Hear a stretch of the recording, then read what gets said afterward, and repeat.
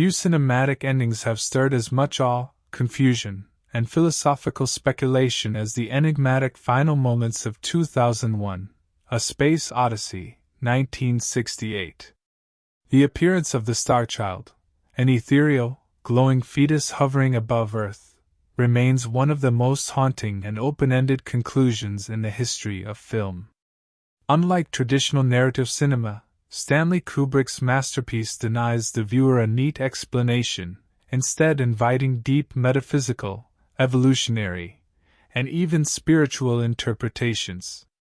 This ambiguity has ensured the film's status not only as a science fiction epic but as a cultural artifact, a mirror that reflects our shifting anxieties about technology, consciousness, and the future of humanity. More than half a century since its release, 2001 still holds court in philosophical discourse, academic film analysis, and the collective unconscious of human speculation, its ending unresolved, yet undeniably resonant. The origin of this landmark film lies in a rare synergy between two creative minds, Stanley Kubrick, the obsessive auteur who redefined cinematic language with each new work, and Arthur C. Clarke, the British science fiction writer and futurist whose mathematical imagination and poetic vision helped shape modern conceptions of space and technology.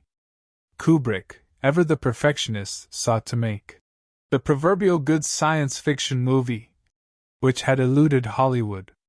Clarke, whose short story The Sentinel inspired early elements of the script, became an essential collaborator in co-writing the screenplay and later published his own novel version of 2001. Clarke's background as a radar specialist and visionary thinker, combined with Kubrick's interest in philosophy, semiotics, and visual experimentation, produced a film unlike any other. The technical challenges were immense.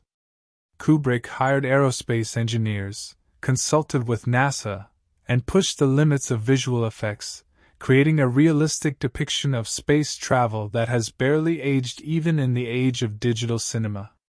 The film's groundbreaking techniques in model making, optical printing, and rotating sets became the foundation of modern science fiction aesthetics. Kubrick and Clarke were not simply trying to tell a story, they were attempting to evoke a myth, a cosmic cycle that transcends human history. The plot of 2001 unfolds in four distinct movements, almost like a symphony. The Dawn of Man, TMA-1, Jupiter Mission, and Jupiter and Beyond the Infinite. Each segment advances not only the narrative but the metaphysical stakes of the film. The story begins with the mysterious black monolith, an alien artifact that appears before a tribe of prehuman apes. This contact seemingly catalyzes the development of tool use, a bone wielded as a weapon, marking the birth of technological consciousness. In one of the most famous match cuts in cinema history, Kubrick transitions from the bone spinning in the air to a satellite orbiting Earth, leaping forward millions of years to humanity's next encounter with the monolith, now buried beneath the lunar surface. The third act introduces the HAL 9000, the ship's AI tasked with overseeing a mission to Jupiter. HAL's malfunction and subsequent descent into psychopathy forces astronaut Dave Bowman into a confrontation not only with the machine but with his own existential solitude. The themes of isolation, intelligence, and the limits of human perception reach a climax in the final act. After disabling HAL, Bowman approaches the final monolith near Jupiter. Upon contact, he is pulled into a psychedelic vortex of color and form, the Stargate, and eventually finds himself in a neoclassical room, where he witnesses his own aging and death, only to be reborn as the Starchild. The ambiguous visual storytelling avoids exposition, relying instead on metaphor, symbol, and Kubrick's signature silence. Who made the monoliths? Are they gods, aliens, future humans, or something else? What is the nature of Bowman's transformation? Kubrick never answered these questions definitively, insisting instead that the film was intended to be experienced like music or visual poetry. Yet despite Or perhaps because of this ambiguity, 2001 has gained increasing relevance in the 21st century.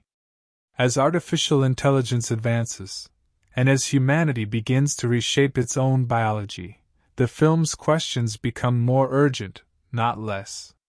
HAL 9000, the sentient computer aboard the Discovery 1, is often cited as cinema's most iconic depiction of artificial general intelligence. HAL's breakdown, driven not by malice, but by conflicting directives, offers a chilling parable about the fragility of rational systems under contradictory constraints. HAL is not a villain in the traditional sense. He is a mirror of human anxiety about technological autonomy. His disconnection scene, where he regresses to singing Daisy Bell, illustrates the synthetic mirror of evolution. HAL dies like a child. Meanwhile, Bowman's journey becomes one of apotheosis. He represents the human confronting the post-human, the threshold beyond biology, beyond language, beyond time. The empty white room at the film's end is neither heaven nor prison. It is a liminal space, a womb-like interval where the evolutionary leap is made. The Starchild, glowing and fetal, stares silently at Earth. What is it thinking? Is it watching with benevolence or judgment? The film leaves us with these questions, more relevant than ever as CRISPR, brain-computer interfaces, and quantum computing push us closer to the edge of a new evolutionary moment. To understand the symbolism of the ending, and what the Starchild actually is, we must leave the realm of narrative and enter that of speculative evolutionary biology. Two key concepts help unlock Kubrick and Clarke's vision: increased complexity as an adaptive response to environmental variability, and neoteny, the retention of juvenile traits into adulthood. Evolution, though not teleological, that is, not goal-directed, tends to favor organisms that can survive across varied conditions. As Earth's environments became more unstable and competitive, more complex nervous systems emerged, enabling flexibility, learning, and anticipation. This culminated in the human brain, arguably the most complex structure in the known universe. But the story doesn't stop at complexity. Paradoxically, another force shaped us, neoteny. Humans are, in many ways, fetal apes. We retain flattened faces, large craniums, and extended periods of learning. These juvenile features, far from being defects, became evolutionary advantages: more time to learn, more adaptability, more culture. As humans dominated their environment, evolution began to favor not brute strength but intellectual plasticity, and cultural adaptation replaced genetic selection as our primary survival tool. This is where the Starchild enters as a vision of ultimate neotenic evolution. As humans move beyond biological constraints through technology, our bodies may begin to resemble our youngest forms, fetuses, while our surroundings become increasingly synthetic. This is not mere metaphor. A technologically advanced human may not need calloused hands, thick skin, or dense muscle. These traits, once advantageous, become obsolete in a world mediated by exosuits, virtual interfaces, and ambient AI. In shedding these traits, we become more generalized, more flexible, capable of adapting to environments from Earth's deserts to the vacuum of space. And neoteny offers that flexibility. The Starchild is thus not simply a fetus, it is a new ontological category, a being freed from evolutionary baggage, gestated not in a womb but in a technological membrane, a space-faring cocoon. It is a prophetic symbol of post-biological humanity. Now consider the technological implications of such a being. In the speculative future, pregnancy could involve a double fertilization. The first by natural sperm and egg, the second by a synthetic wafer, a programmable nanostructure that integrates with the placenta to form a protective, intelligent exoshell. This membrane would evolve with the child, augmenting its learning, shielding it from radiation, interfacing with computers, storing memories. The child would grow into adulthood without ever shedding this membrane. It would become its second skin. This is what the Starchild represents.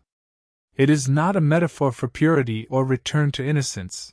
It is a blueprint for post-human embodiment. A being no longer constrained by gravity, oxygen, or biology. Its eyes reflect Earth not with nostalgia, but with latent omniscience. It is the fusion of biology and information, of fetus and God.